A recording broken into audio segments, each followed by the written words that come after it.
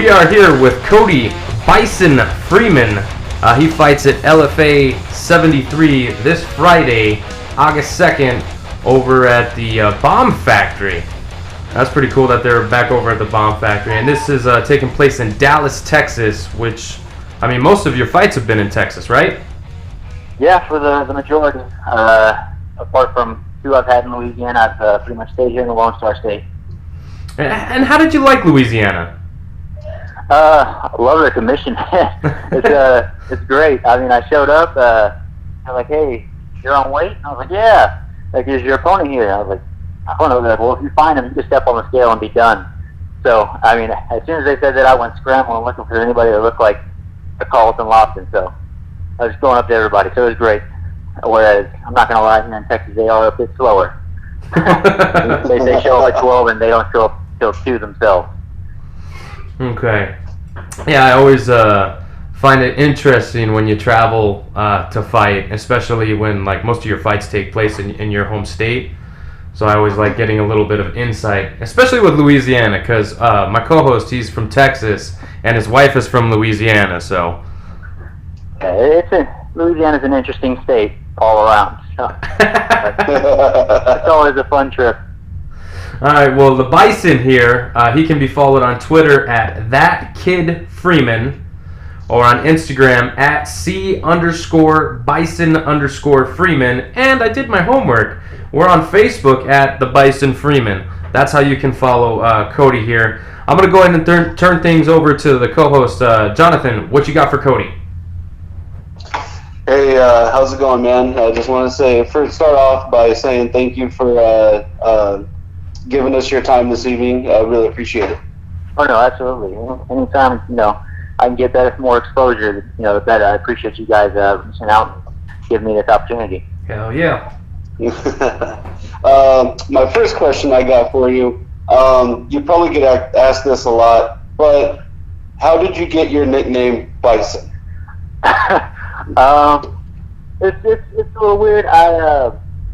It's pretty random, actually. Me and my friends, a couple friends I had on Facebook, like my best friend and just some random people, we all changed our name on Facebook to, like, our middle name to Bison. It was, we were like the Bison gang or whatever. Honestly, at this point, I don't even remember what the reasoning was. It was just the most random, like, kind of like, freshman, sophomore year kind of random thing.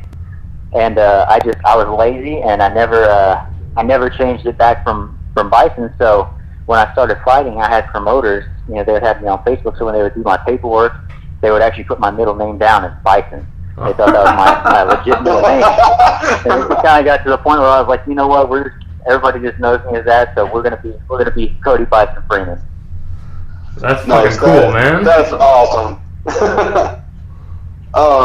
My second question I got for you is, are you a fight fan?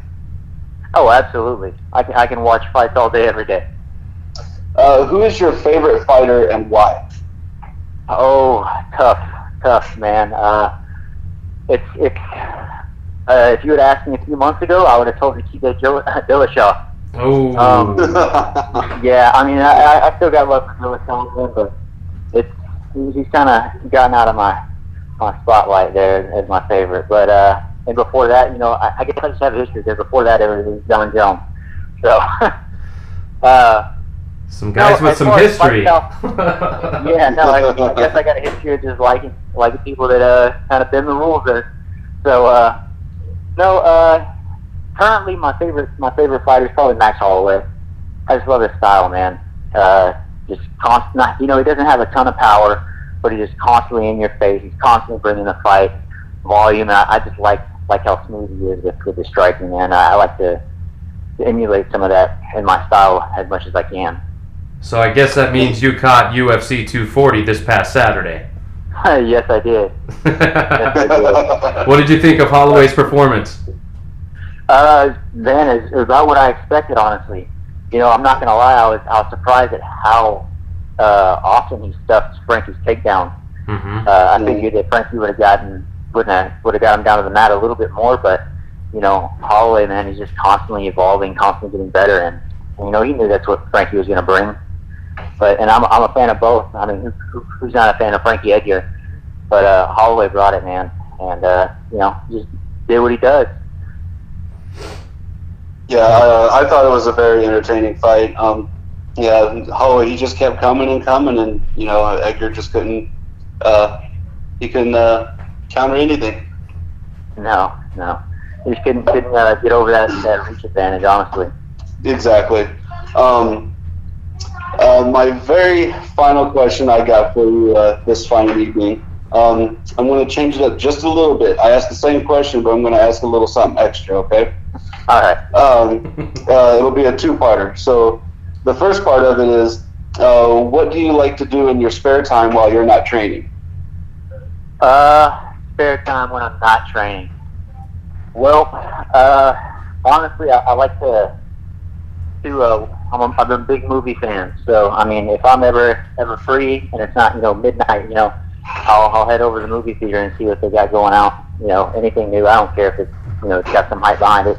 I just enjoy being in movie theaters and the setting and just getting there and basically spending time with my girlfriend because we're both professional fighters. So fortunately, both live that lifestyle, so we know there's not really a lot of time. But usually I'm in watching movies, watching Netflix, or if it's during the day and I got free time, I like to be outdoors doing anything. Honestly, I'm currently trying to get into mountain biking and stuff like that. It just seems like something fun to get into while still getting some workout in. Oh, nice. Yeah, I always hear that doing the bike riding is really, really good exercise. It's good. Good cardio. Got me in good cardio. Got me in mid sip there. Sorry, I was getting a drink of some agua. No, you're right. Now the second part to my question is, I'm a Texas boy myself, and my parents just came back from Texas. They bought me some steak fingers. Oh, dude, they're delicious. What is your favorite dish that you just cannot live without that's of Texas cuisine? Texas cuisine, man. Well, I love me some barbecue, man. I mean, I love anything barbecue. I'm all about it. We're actually our gym's right down the street, probably like maybe less than a quarter mile from a Risky barbecue, and they got the deal where it's a $5 for $5 for 5 chopped beef sandwiches, man. And it's a pain driving by that when I'm in camp because it's pretty tempting. So that was some sweet tea. That's probably my irresistible meal. Oh, gotcha. Hey, and you can never go wrong with barbecue, man. No. All right. Well, that's all I got for you this evening. I'm gonna send you back over to the host, Steve. What you got, man? All right. So your fight coming up this Friday is against Kyle Estrada. Now Estrada is more experienced, and he brings quite an arsenal of kicks. What have you done to prepare for this? Well, honestly, I didn't have too much time to prepare for Kyle. I mean, I got the call about Kyle about a little over a week ago. I've had 3 opponents drop out before him for this card. But, I mean, in all reality, all 3 of those guys were all kickboxers. So, right on. Yeah, so, I mean, I prepared for the kicks. I know that Kyle is he's in love with that low calf kick, man. Mm-hmm. Especially, I'm sure he's in love with it even more after finishing his last fight with the leg kick. So, I'm expecting him to try to chop my leg a lot, but fortunately for me, I'm comfortable in both stances. I'm originally an orthodox fighter, but I've actually gotten more comfortable in southpaw at this point. So I think I can use that to kind of neutralize those leg kicks to at least his power side. I know he'll switch to southpaw just to try to throw him, but it's not his good side. Mm-hmm. But as far as emulating him, I have my training partner, Levi Miles. He's actually in love with the calf kick itself. So and they're somewhat similar builds. So I kind of got a good look this last week or so. But even before that, I've always kind of been training for that calf kick, man. Whoa, I don't know what that was, but all right. Someone's having fun. Sorry, yeah, that's my kids in the living room. Sorry about that. Nah, no worries. Make it interesting. All right, so you train out of the Fight Fitness Factory in Fort Worth, Texas. Okay. Yes, sir. Fitness Fight Factory. Yeah, okay, and you train along the likes of Johnny Bedford, who's in the bare knuckle fighting right now. Did he get the belt in his last fight? He did. He did get the belt. That's yes, right, buddy. That's right. Congratulations to that dude. And you also got Evan Cutts, and you said it, Levi Mouse. Okay. How has this camp been, or these preparations been? Peaking at the same time with Levi. It's been great, man. I mean, honestly, I think me and Levi we clicked very well. So, and I like to train. I would consider him my main training partner. So I think we both bring something good to the table for each other. He's a ridiculous grappler, man. He's a backpack. So he brings that. He helps me out. I mean, and it gives me a great confidence. Honestly, because I know that if I'm not getting stuff by that guy in practice, there's not anybody around locally that's going to catch me as far as submissions goes, man. So I'm comfortable being on the ground because I know that I've rolled with that guy daily for hours. Nice. And I think that I bring a good arsenal of just striking and just weird techniques, for him. So, we kind of help each other out in both areas, and I think that just the way that our styles are, we help each other grow every day. So it's been clicking really well, and I feel like me and Levi are going to go out here and get finishes come Friday. We're going to put these guys away. All right, yeah, you could do way less for training partners than Levi Mouse, man. You could do way worse. So that's pretty cool that, and he's the headliner, so you guys are training at the same time, peaking at the same time. So I'm sure that's been a great deal of help also. Now, oh, absolutely. You had mentioned that your girlfriend also is a professional fighter, and she actually fights for LFA. So my question for you is, when it comes to the honey, like, how involved is she in your preparations and on fight day? Like, does she help out at all, or does she kind of, stay off to the side and just let you do your thing? Oh, no. She's a major help to me. I mean, honestly, just because she knows, what I'm going through, because she goes through it herself. I mean, she knows that once that weight cut starts, man, I get real irritable, and I get, I'm low on energy. So she does whatever she can to help. If it involves, just gathering tickets, or getting ticket money together for me, or just making sure that I have everything that I need going in to like that weight cut day, or just anything of the sort. If there's any way that she can help, she always does her best. So having her around is a big help to me, especially during this last week of fight camp. I've always wondered how that is when you have a significant other that is also in some way, shape, or form involved in the fight game. And with her being a fighter, I'm sure that there's things that you do for her and she does for you when you guys are both fighting. So that's pretty cool that you guys have that type of relationship and that you guys understand it. Yeah, no, I will say this though. The downside to that is when we're both on the same card. Ooh. And then neither of us are helped to each other when it comes to a fight week. We're both just pissy and angry at each other all week. So it makes for a hostile environment when we're both on the same card. But she likes it. I'm not a fan of it. Okay, and that was going to be my next question. Do you guys like being on the same card? Now, she likes it and you don't. Is there a reason why? She's just a big fan of having people around, and she just enjoys having me being part of that process.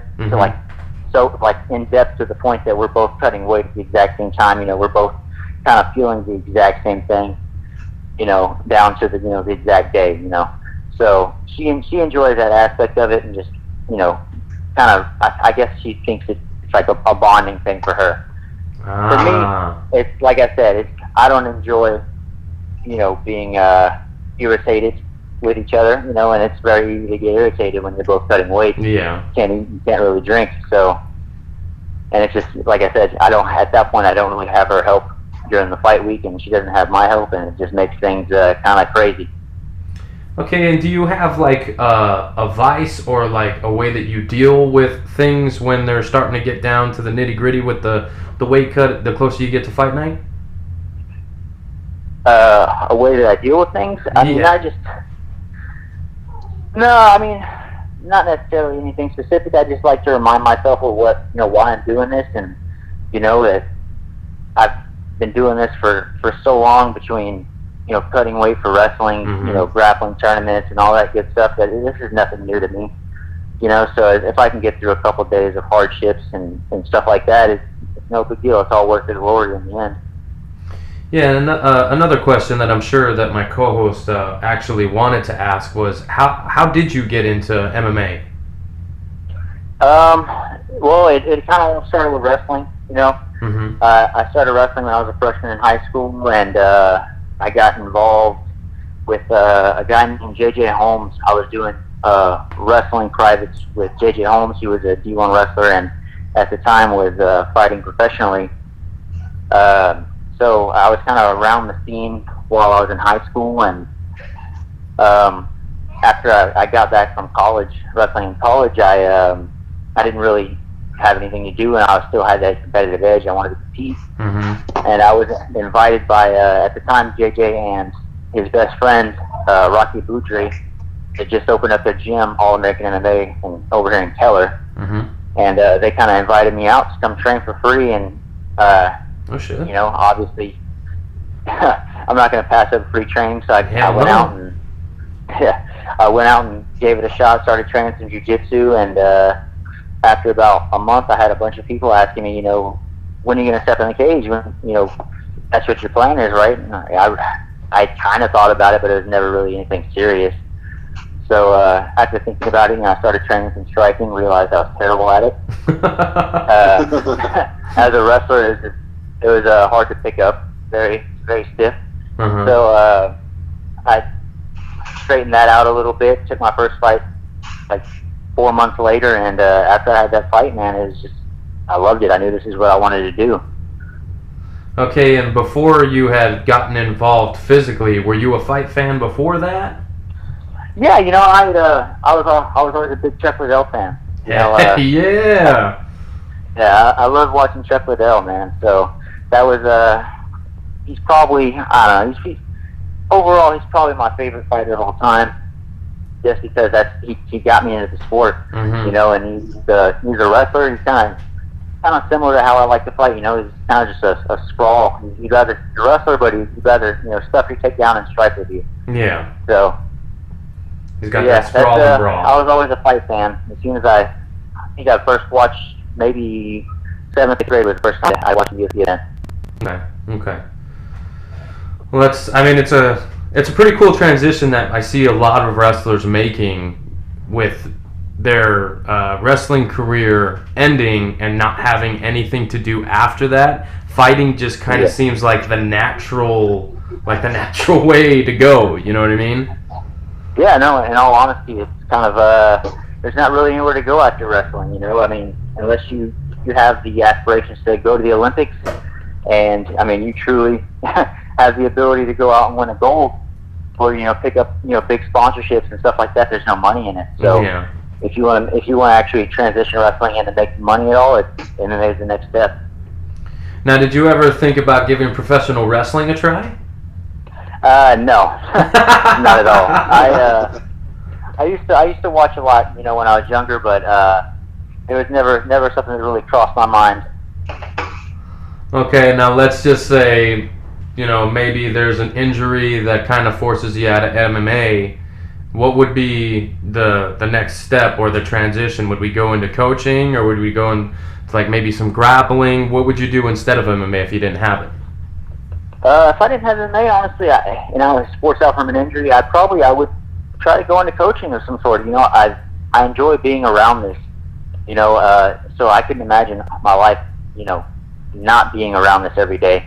So coaching would probably be the next step, and of course I would, if it was possible, I would do my best to compete in grappling, stay active. But yeah, I mean, that would probably be the next step. Is coaching would be the big thing, because even after I retire, that's my plan. Is I would like to go into coaching and developing fighters of the future.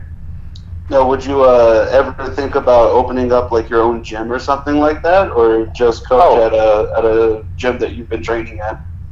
Of course. I mean, I've it's kind of always been a thought in the back of my head ever since I started. Is after once I got the funds or when I had the experience, maybe eventually down the road I would do that. I would definitely have to have the backing behind it because I've seen how it rolls, and it's a tough alley, man. It's not the easiest thing to do. There's definitely a lot of hardships when it comes to gym ownership. Yeah, you got to have the reputation behind it also. Yeah, for sure. You definitely have to be known if you're going to be successful. Exactly. Well, that's actually kind of cool that we got insight of what goes on in your head outside of fighting. You know what I mean? That's pretty cool. Okay, so your last fight with LFA, because we did have a fight in between LFA fights here. You went up against the undefeated at the time. Now he's no longer undefeated, but Fernie Garcia, which a lot of people called an upset. Now, given that Kyle has a buttload more experience than you, are we looking to replicate that type of environment? Absolutely. The way I see it is, I'm always going in as the underdog. I kind of had a bad spot in my career. I was 1-2. Coming off getting finished, that's when I made the transition over to Fitness Fight Factory, and after that, I wasn't sure if this was for me anymore. And after a long kind of talk with myself over the next few months of training, I kind of put it in my head that the way I like to put it is, I'm kind of fighting with my back to a cliff. If I give an inch, I'm going off.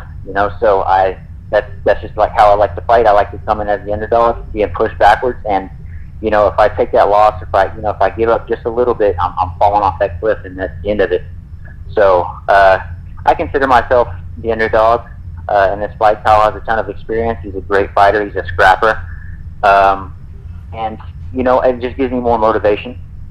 It's just the same, like you said. It's the same way I went into the Fernie Garcia fight. I went in with a chip on my shoulder and thinking that nobody really expected me to go win that. I was a 3-2 fighter at the time, going against this guy that had 4 finishes in a row, was 5-0, and was just running through people. So that's kind of just how I go into every fight now at this point. Okay, and then one of the cool things, I mean, it sucks, but one of the cool things about experiencing losses earlier in your career is you don't have that shiny O that you're trying to protect. You've already taken a loss, so you've gone through the motions. You know what to do. You know how to build yourself back up, and obviously you've done a tremendous job here, going 4-0 since being a 1-2 fighter. Yeah, not having that has been great. Yeah, well, that's what I'm saying. I like the fact that you were able to dust yourself off and turn things around. Yeah, no, I'm not gonna lie. When it happened originally, it kind of put me in a dark place. As far as because I went into my professional career like everybody else. I was like, man, I'm gonna come in here. I'm gonna kill everybody. And I'm gonna be in the UFC in 2 years. Mm-hmm. I was naive. I thought I was the shit if I could put it that way. Yeah, so, that's a perfect way to put it. I thought I was the shit. And I think those 2 losses were probably the best thing that could have ever happened to me. Yeah, and I do hear that a lot because they weren't. So the way that everybody says it nowadays is you don't lose, you learn. And it's because it's the truth. I mean, if you don't take anything away from your losses, you're never going to learn and you're never going to improve. So. Absolutely. But hey, man. Go ahead. Sorry, I didn't mean to cut you off. No, it's all right. I was just gonna say, the thing is with that is that it's kind of there's 2 spectrums to it. You can learn from it, and then there's a lot of people that dwell on it, and it'll be years down the road, and they're still dwelling on that one loss, and it kind of holds them back in their career. And I kind of viewed it as I didn't want to be that person that was holding myself back. Well, not only is it going to hold you back as far as growth, but it's also going to hold you back with opportunities. Because having that in the back of your mind, it's going to make you negative towards your future, and that's just not what you want. Absolutely. Okay. Well, that is all I got for you. I want to thank you for your time, Cody. It's just Cody Bison Freeman because it's his middle name. Or at least according to Facebook. He can be followed on Twitter at @TheKidFreeman, on Instagram at @C_Bison_Freeman, or Facebook at the Bison Freeman. I want to thank you for your time. Good luck on Friday. Hopefully the weight cut goes smooth and there's no struggle there. And before I let you go, I always want to try and get a fight prediction. How do you get it done, and in what round? I think I finished him in the third with punches. You know, I think that I put him away in the third with strikes, get a knockout. Awesome, man. Awesome. Well, again, I want to thank you for your time. Is there anybody that you'd like to thank before we let you go? You know, I just want to thank first off my veterans. I want to thank my coaches here at Fitness Fight Factory, Johnny Bedford, Rafael Casillas, all my training partners, and a couple of my sponsors, Third Coast Diesel, Fit Meals Prep, who's made this weight cut like the easiest weight cut I've ever had in my life. Nice. Extreme Electric, and Spio Chiropractic Pro, and Tidwell Auto. All right. Very nice, sir. Very nice, sir. Well, again, thank you for your time. Good luck. And we'll be seeing you on the big screen on Friday, my man. Thank you guys for your time and for the opportunity. Absolutely, man. Let's rendezvous after the win, okay? Absolutely. All right, man. Take it easy. Y'all, good night. Later.